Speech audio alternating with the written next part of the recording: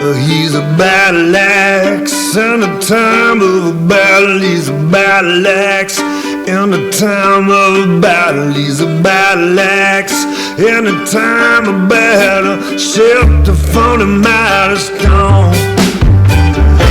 If Almighty, that is true. He was a baby like me or you. C is for Christ, the Son of God. He was a doctor that made him walk. He's a battle axe in the time of a battle. He's a battle axe in the time of a battle. He's a battle axe in the time of battle. Shelter from the mighty storm. He's an eagle with a watchful eye. F is for the fire that Elijah tried. G is for God, and everybody knows. H is for the healing of the dying soul. He's a battle axe in the time of a battle. He's a battle axe in the time of a battle. He's a battle axe in the time of battle. Shelter from the mighty storm. He's intelligent, very wise. J is for Jehovah, and he cannot lie. K is for King, I'm compelled to say. L is for the lawyer that'll plead your case. He's a battle axe in the time of a battle. He's a battle axe in the time of a battle. He's a battle axe in the time of battle. Shelter from a mighty storm.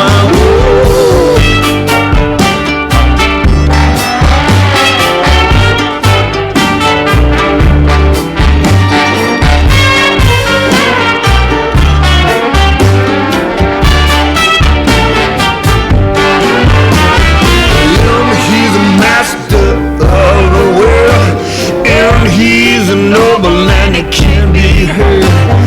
Oh, he's the orator, the first, the last shot. He is a prophet, just holding fast. He's a battle axe in the time of a battle. He's a battle axe in the time of a battle. He's a battle axe in the time of battle. Shelter from the mighty storm. Q, he's quick, he ain't slow.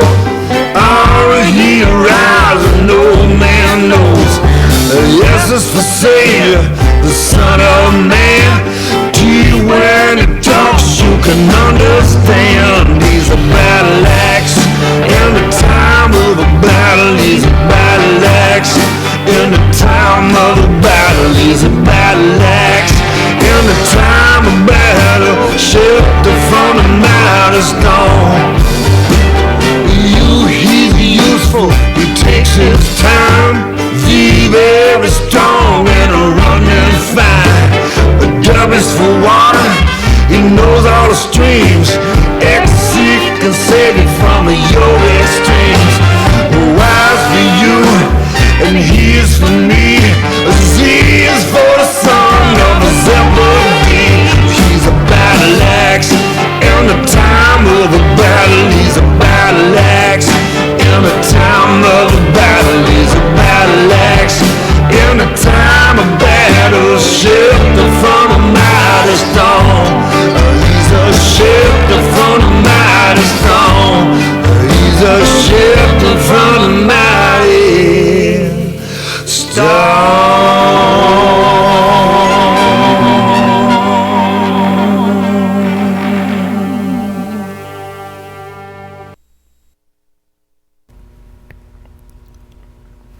Good evening.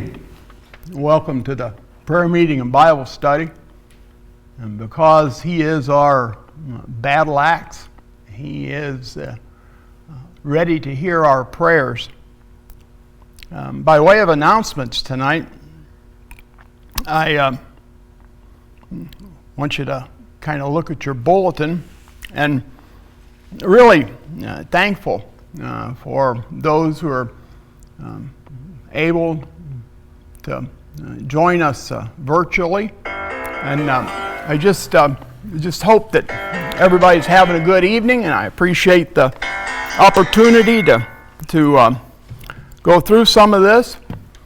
But on the bulletin, the address, of course, Post Office Box 88, to send offerings to.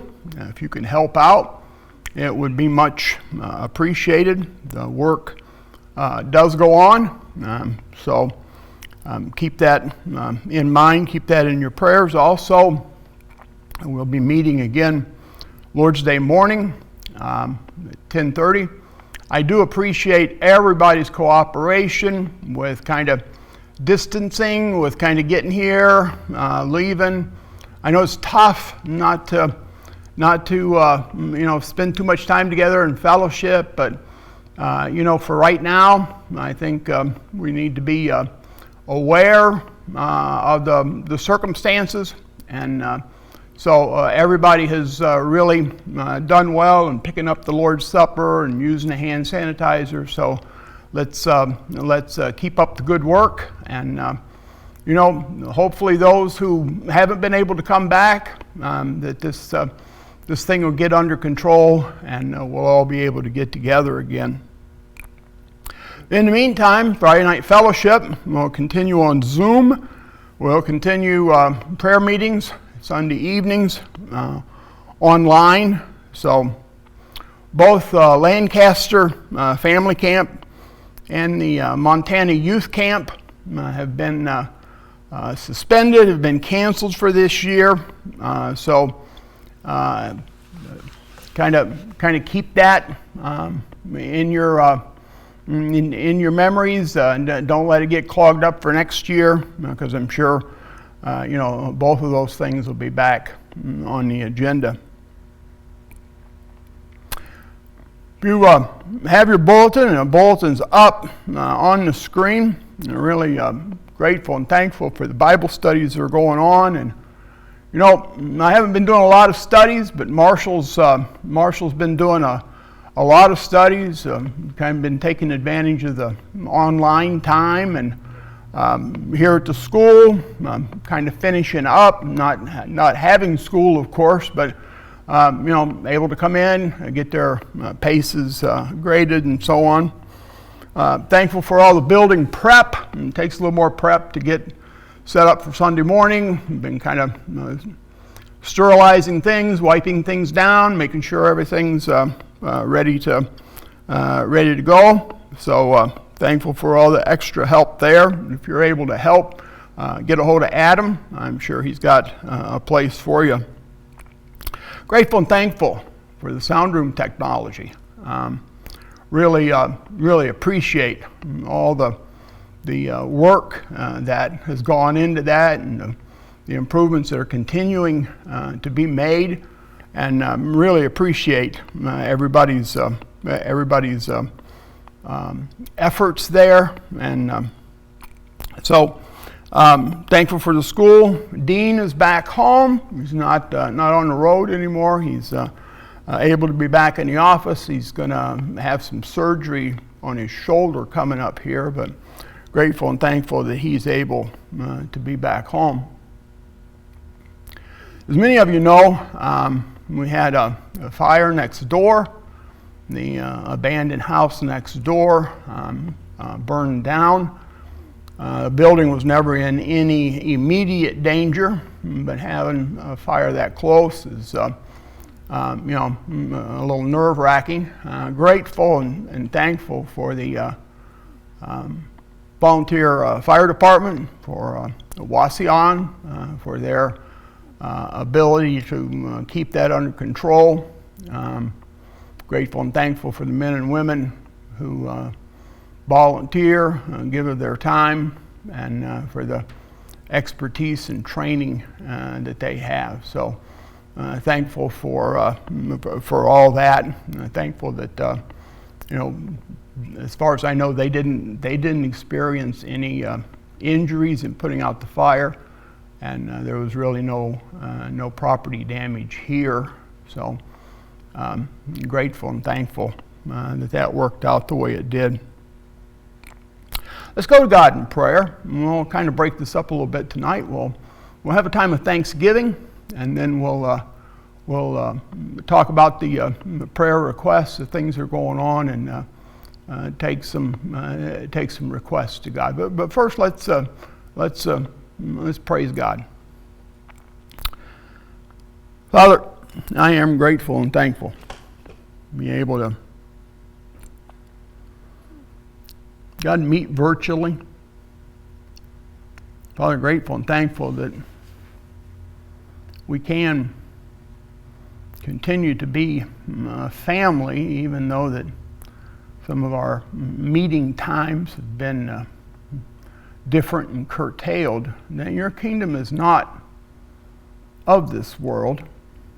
That, Father, we still see needs, we still respond to needs, we still, Father, want to be your hands and feet. And I pray, Lord God, that during this time that we would even be more convicted to kind of check in with each other and make sure that needs are being met. Grateful, God, that there was really no harm to the building with the recent fire next door.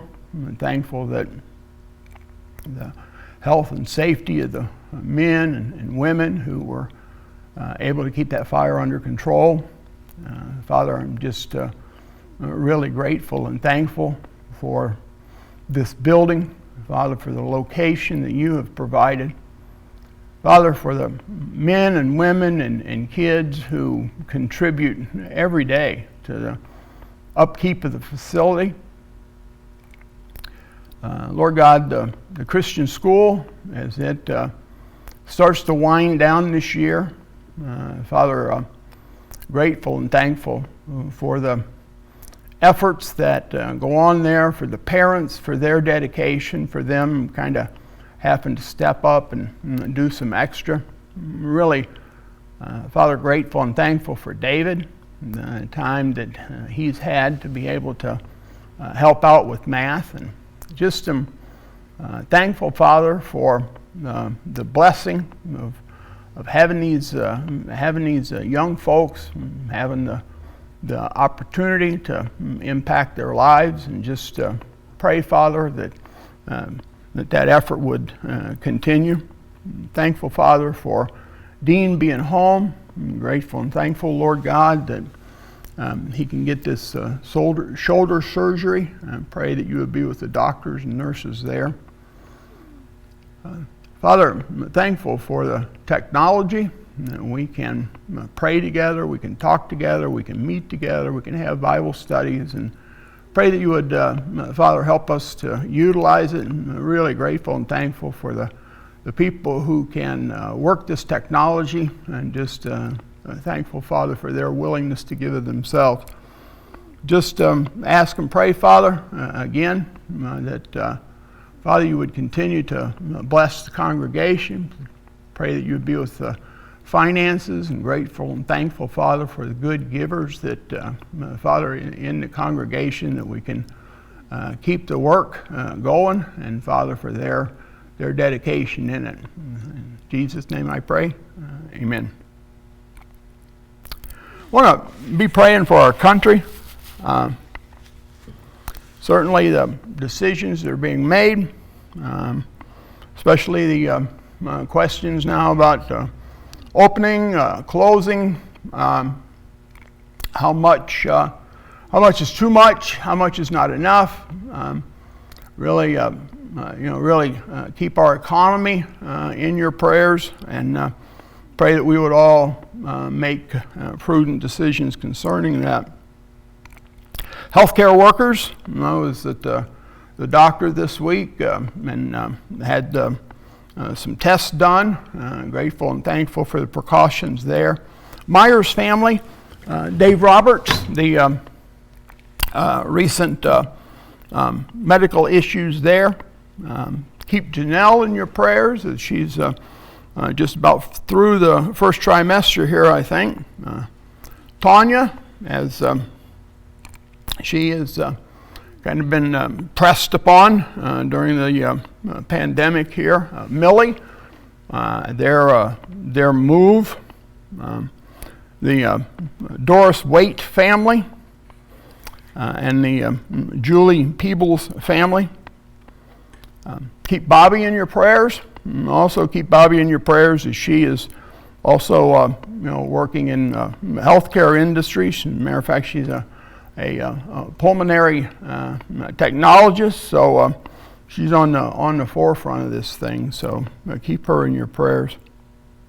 And certainly Eliza Wilson, her recent injury, her recovery, that God would be with her. So be in prayer for those things. Reach out this week. Let people know that you're thinking of them and praying for them. Continue to pray for Barry and Robin, Iris Brown and Ruth Clark. Keep Roe in your prayers.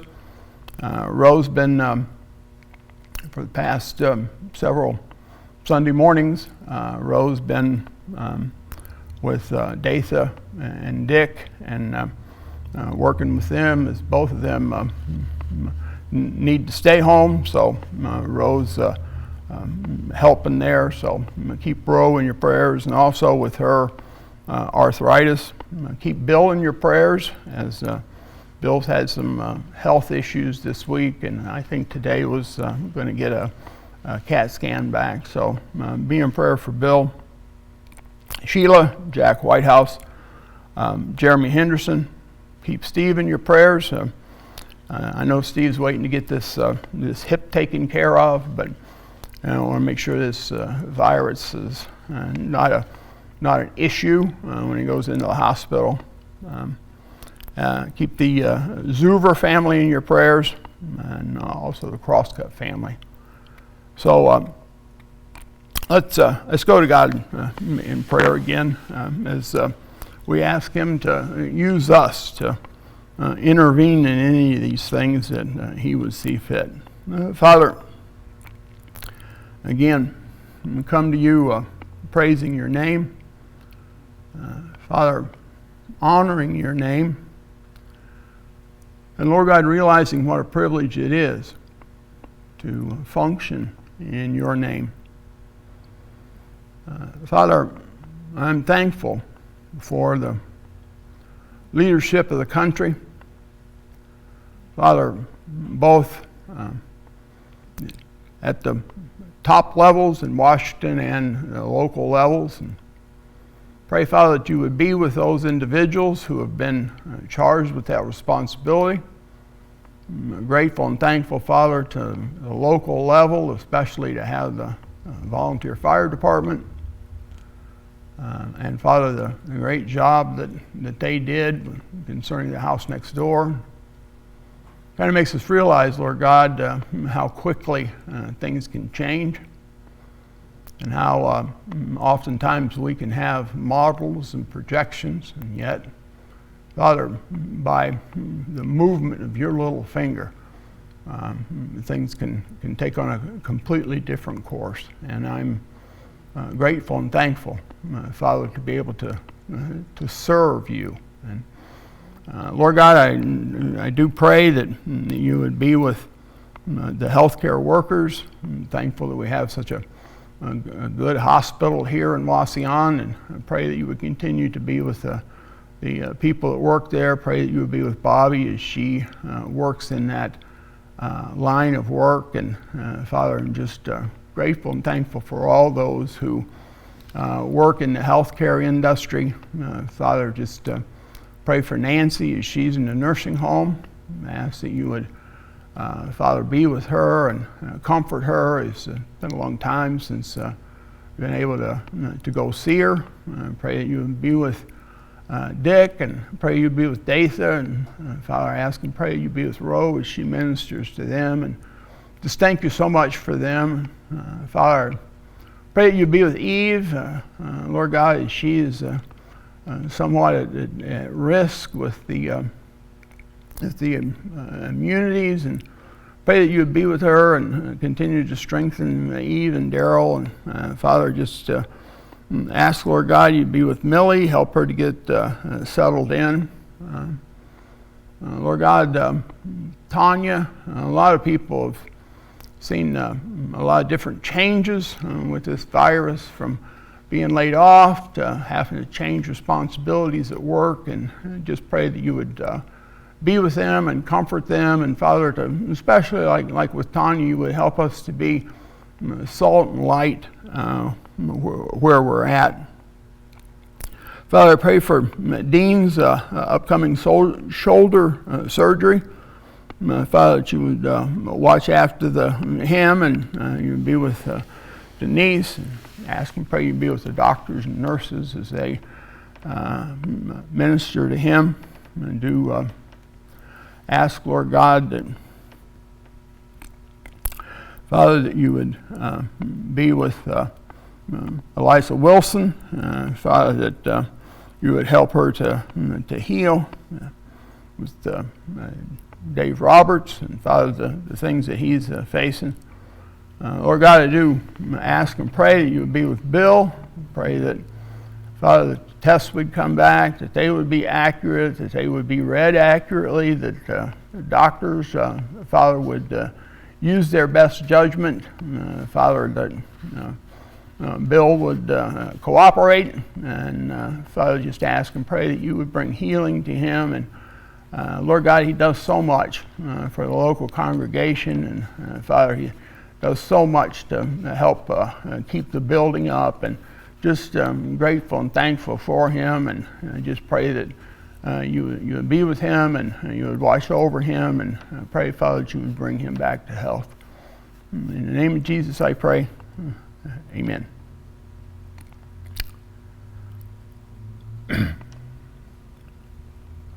Yesterday, after mowing grass, which I seem to do about every other day now since this pandemic, I was standing out behind the barn and kind of scanning the edge of the woods for mushrooms. And the wind was blowing pretty good. And as I'm standing there, I hear a crack from above. And I look up, and this branch is falling. And it was falling, I started running the other way. I didn't know whether to run straight or to the side because it looked like a pretty big branch. Long story a little bit longer, it landed right where I was standing. And so I stood there for a little bit and thought, things can change in a hurry. But it started me thinking about trees.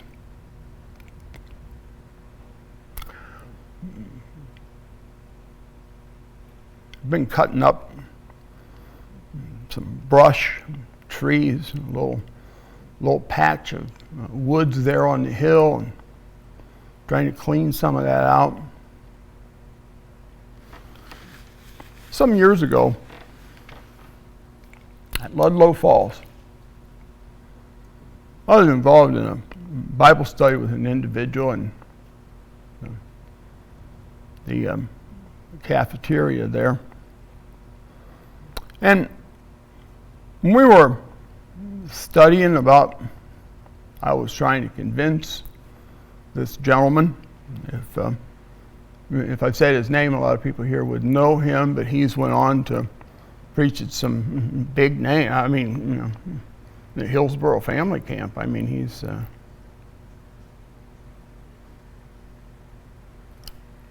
but I was contending for new creation principles, and we were studying 2 Corinthians 3:18. But we all, with our face having been unveiled, seeing the reflection of the glory of the Lord for ourselves, are being transfigured into that same image from glory to glory, just as from the Lord the Spirit.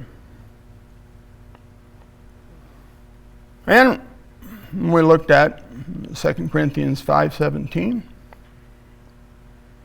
So if anyone is in Christ, he's a new creation. Old things have passed away. Behold, all things have become new. 2 Corinthians 5:21. For the one who knew no sin was made the sin offering on our behalf, in order that we might become the righteousness of God in him. And I was bearing down on Romans 8:1. Consequently, now, nothing is condemnation to the ones who are in Christ Jesus, who are walking not according to the flesh, but according to the Spirit. For the law of the Spirit of life in Christ Jesus made me free away from the law of sin and death. For the law, being powerless in that it was weak through the flesh, God, having sent his own Son in the likeness of sinful flesh, and concerning sin, condemned sin in the flesh, and in order that the ordinance of the law might be fulfilled in us, the ones who are not walking according to the flesh, but according to the Spirit. Now, this gentleman had the typical rejections.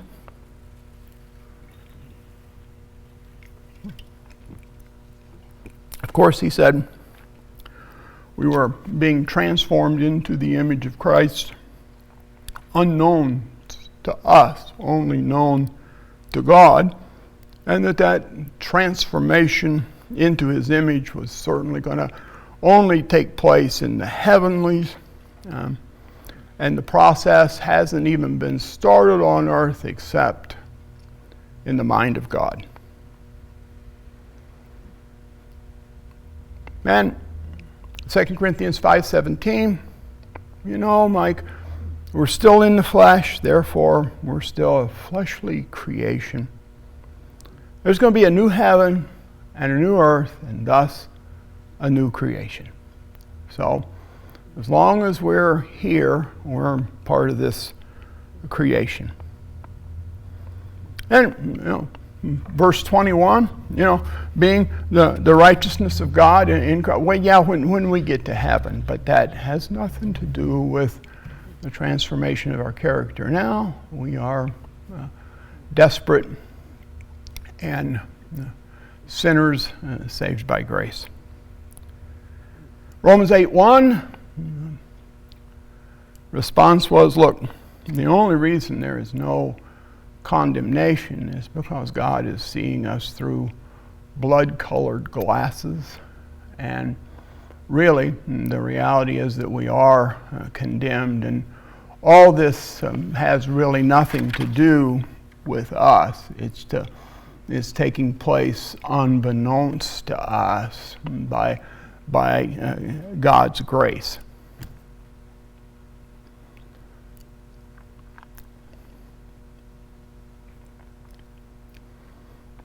After a while, you know that no matter what you say, the facts don't matter a whole lot anymore.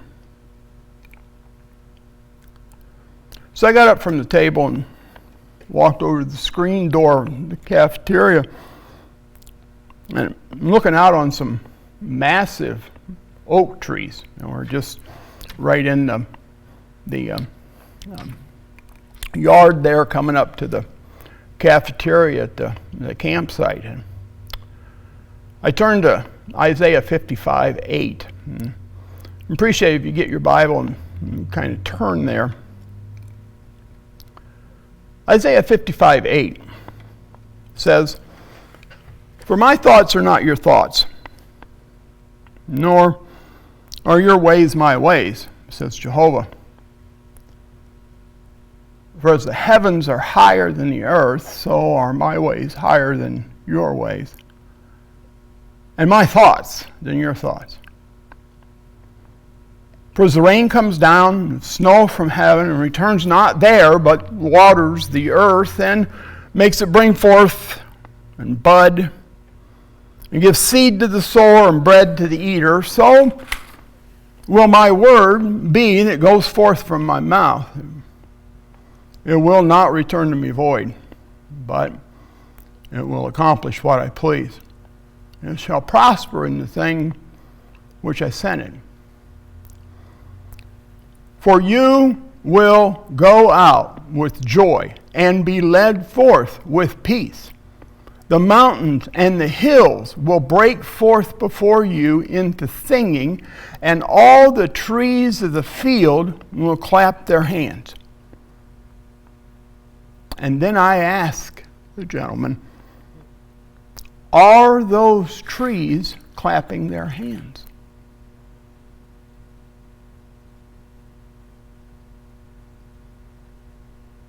Are you going to believe the Word of God, or are you going to believe your lying eyes?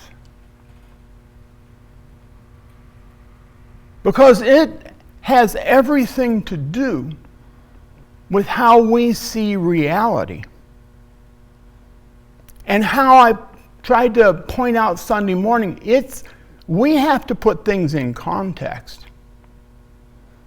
And things without context are like driving, looking in the rearview mirror. We don't have a context for what's really happening.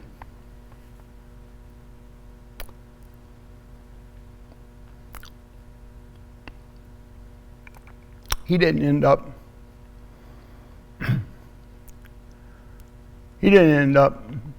embracing new creation principles.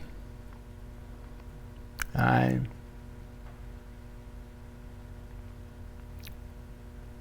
little did I know then that trees are the most frequently mentioned living things in the Bible, other than God and humans.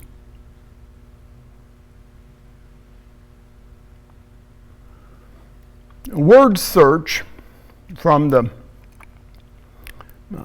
NIV, and that's the one I could find on Google. Word search turned up tree. The word tree is mentioned 293 times in the entire Bible. Fruit is mentioned 212 times. Branch is mentioned 107 times. Root is mentioned 57 times. Forest is mentioned 51 times. Vine is mentioned 72 times. Leaf is mentioned 19 times.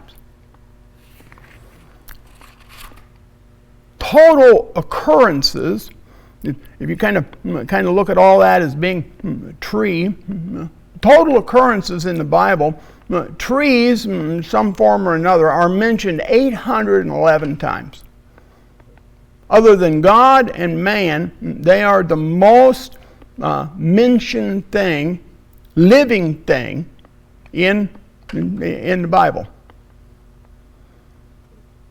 And that doesn't include the hundreds of times that specific trees, specific species of trees are mentioned. Palms and acacia, oak, willows, sycamore, fig, olives, pomegranates. Some of the most famous biblical statements include trees.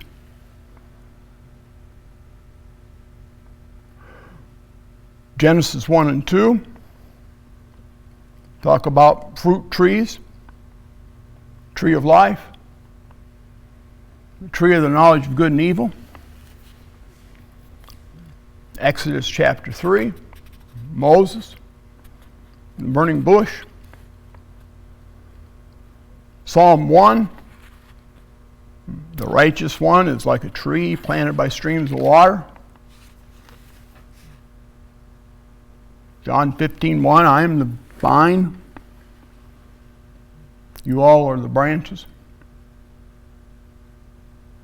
Matthew 13 talks about the kingdom of God is like a mustard seed. That becomes a great tree for the birds. In the Acts speeches, the cross is regularly referred to as the tree. Jesus was put to death by hanging him on a tree. These are some of the most strategic moments and, again, set the context for the biblical narrative. So trees accumulate layers of symbolism as they occur in the foreground of these key pieces in the Bible narrative. Now, this is not by accident.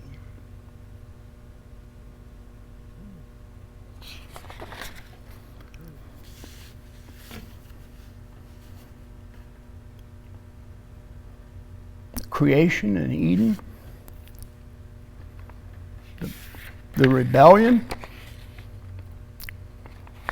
in the garden, the covenants,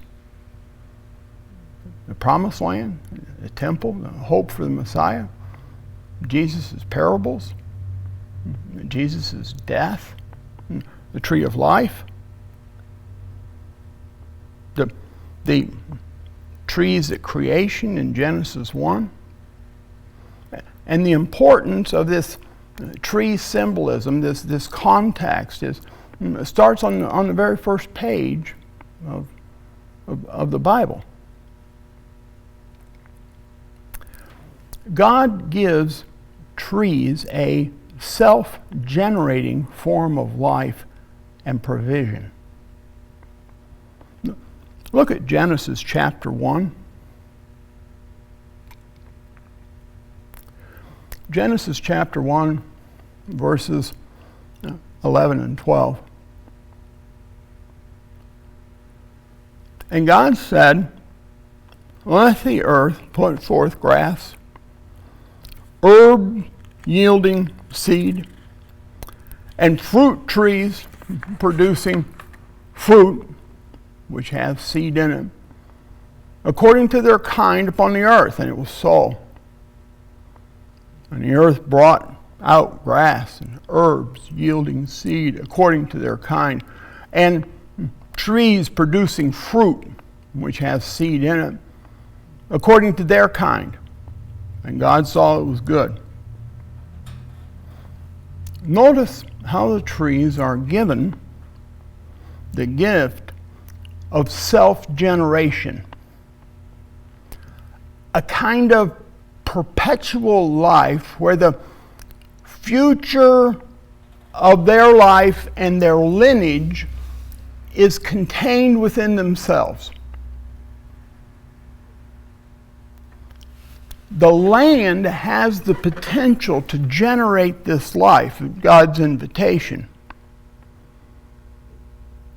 But then this ability is passed on into the trees as well. That's why it's specifically, producing fruit with the seed in it.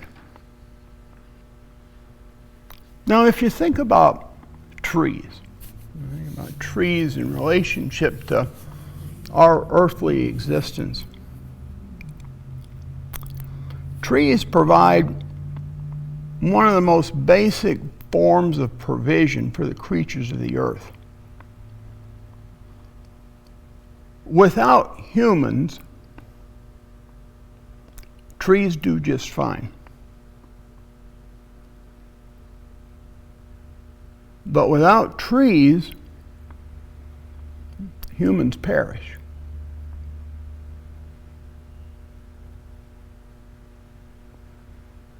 within the literary context, within the literary design of the Bible,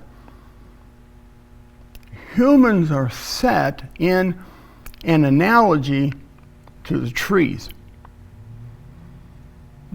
The provision of the seed.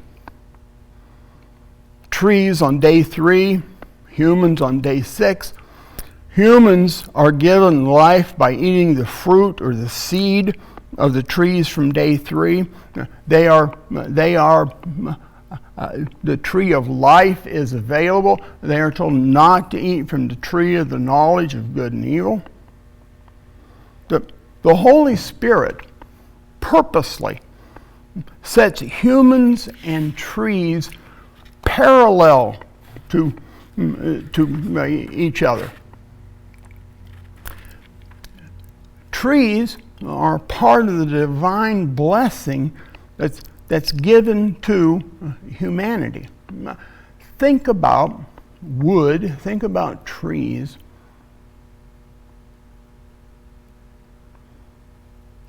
Now let's think about Genesis chapter 1 and verse 26. And God said, Genesis 1:26, let us make man in our image, after our likeness. Let them have dominion over the fish in the sea, over the birds of the heaven, over the cattle, over all the earth, and every other creeping thing upon the earth. And God created man in his own image. In the image of God he created him. He created them male and female, and God blessed them. And God said to them, be fruitful and multiply, and fill the earth, and have power over it, and have dominion over the fish of the sea, over the birds of the heaven, over every living thing that moves upon the earth. And God said, behold, I have given you every herb-yielding seed which is upon the face of all the earth, and every tree, in which is the fruit of a tree yielding seed. To you it will be for food. And to every beast of the earth, and to every bird of the heavens, and to everything that creeps upon the earth in which there is life, every green herb for food. And it was so. And God said, let us make man in our image, according to our likeness, and let them rule over the fish of the sea, over the birds of the air. He has given the fruit to mankind, to herbs, trees, to eat, to sustain life, to enable the fruitful multiplication of humans and animals. In Genesis 2, God causes the human and the trees to emerge from the ground. Genesis chapter 2 and verse 7. And Jehovah God formed a man out of the dust of the earth, and breathed into his nostrils the breath of life, and man became a living soul. And Jehovah God planted a garden eastward in Eden. And he put the man whom he had formed there. And out of the ground Jehovah God made to grow every tree that is desirable to the sight and good for food.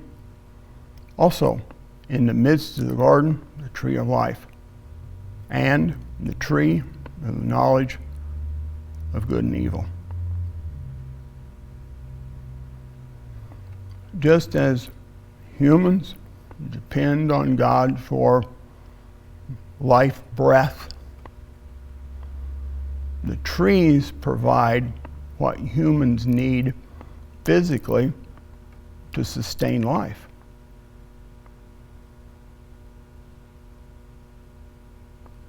Humans come from the ground, just like trees come from the ground. Trees are beautiful, can be a source of blessing, can be a source of life. And as that branch proved to me yesterday, can also be a source of death.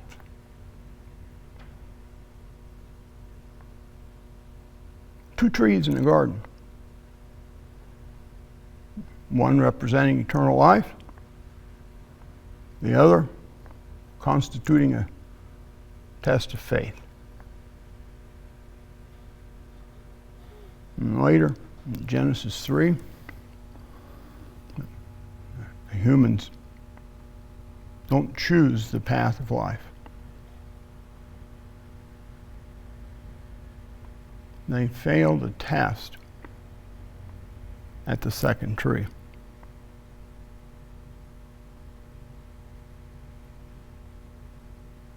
The connections in short passage are clear. The author wants us to ponder this analogy. The Holy Spirit is making a point here. People have the capacity to channel blessing and perpetuate life, just like the tree of life. Food is what the trees provide in Genesis 2. We also know that they, along with all the plants, produce the oxygen in our atmosphere that sustains biological life. Trees develop a complex and sophisticated biological structure to capture CO2 and transform it into O2. Last century, the diagram, the shape of our lungs was finally mapped out in what they call a bronchiogram. And as you kind of look at the bronchiogram, the relationship between humans and trees becomes even more clear. Particularly striking to me during this COVID-19 pandemic, and the relationship it has to our lungs and our bronchial systems. The human lung is certainly, has the appearance of an inverted tree that inhales the O2. So, if you turn the image upside down, it looks very much like a tree. I kind of put a couple of slides together here. One is the upside down bronchial mapping, and the other is obviously a picture of a tree. And there's some striking similarities there. Now, what this is, at least on the surface that I can see right away, that this is really another tool to prove that the Bible is the Word of God. Because what author, other than the Holy Spirit,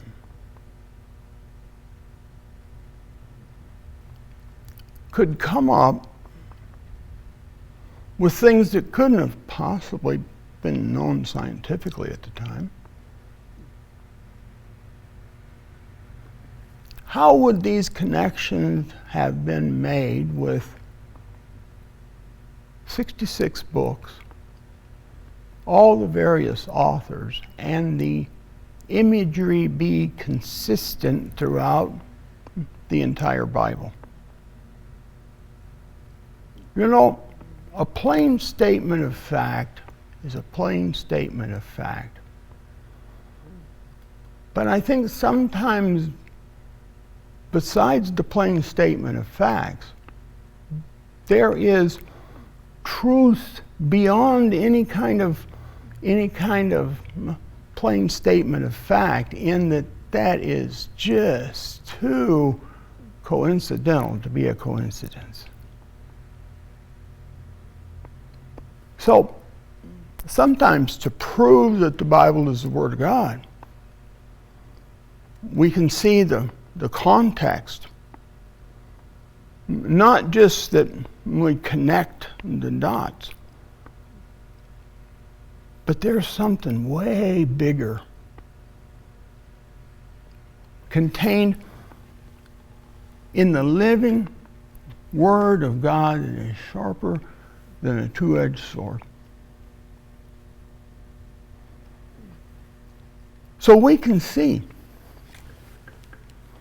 that God has not left us to our own devices. We can see that God, in His infinite wisdom, has communicated to us in all sorts of different ways, as Hebrews says, but in these last days, through His Son. Through us. That great cloud of witnesses in Hebrews, the trees clapping their hands. So go outside before it gets dark tonight. Take a look around and listen to the applause. Thanks for your time. Have a good evening.